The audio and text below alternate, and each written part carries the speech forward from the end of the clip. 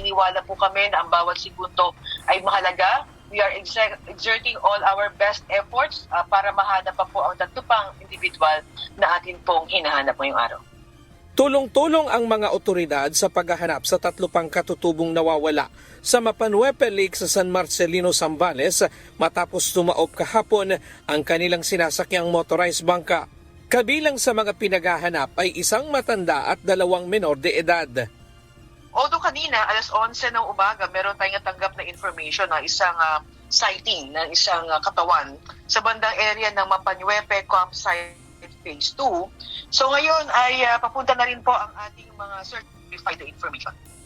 Magkakatuwang ang mga rescuer mula sa Philippine Coast Guard, Philippine National Police, Bureau of Fire Protection, lokal na pamahalaan at Disaster Risk Reduction Management Office ng Zambales sa search and rescue operations.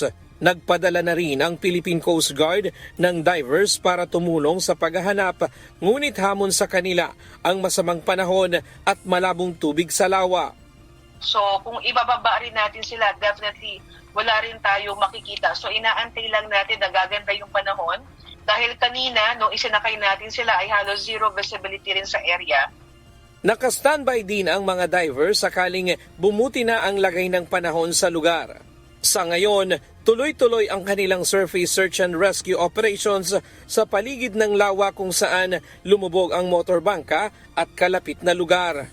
Sabi ng PCG, tinatayang nasa 24 na metro ang lalim ng lawa at may lawak ito na 600 hektarya.